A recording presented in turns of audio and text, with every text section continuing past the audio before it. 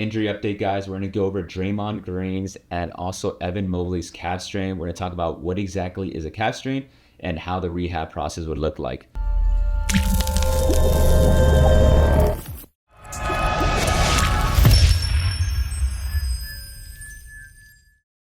My name is Dr. Marco Lopez, Doctor of Physical Therapy and Certified Strength and Conditioning Specialist and co-founder of the Basketball Doctors.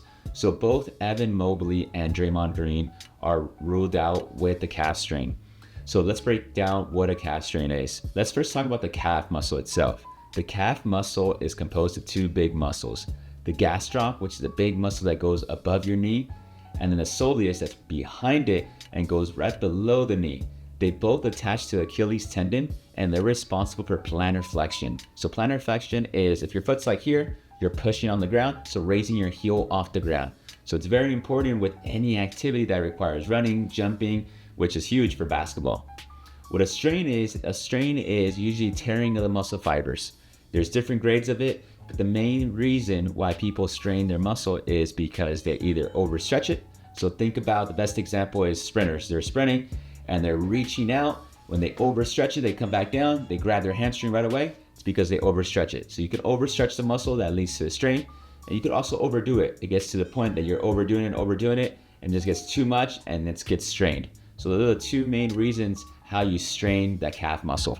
All right, guys, so to talk about the prognosis, there's different grades of a calf strain. Depending on how much of the muscle got strained or those partial tearings, that's the level of the grade. The higher the grade, the longer you're out. The lower the grade, the faster the recovery. But you gotta make sure you really rehab these injuries because if you don't, you might put additional stress on the Achilles tendon.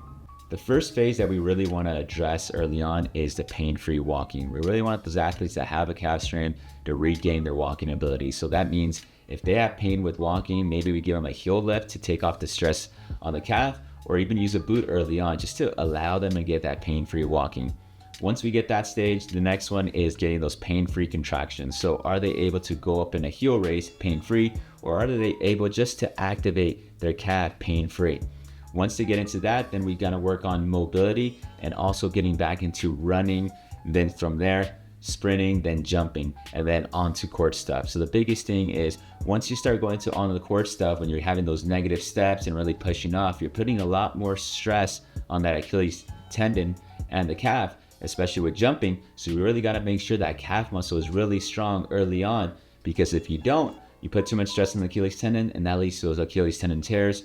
That's what we saw with Kevin Durant when we had that calf strain, went back too early, and that's what led to that Achilles tendon tear. So you got to make sure with these injuries, they ramp them up slowly and make sure it doesn't linger on throughout the season. Hopefully you guys learned a little bit about calf strains and the prognosis and the rehab process. If you guys have any questions regarding calf strains or you need help regarding your rehab, send us an email. We'll try to help you out. We work with clients online and in person in Southern California. If you guys have any other players that you want us to give an injury breakdown, comment below. We'll make a video. If you like this video, share with friends and family, hit the like button, and also subscribe to our channel. We are the Basketball Doctors. Let's ball for life.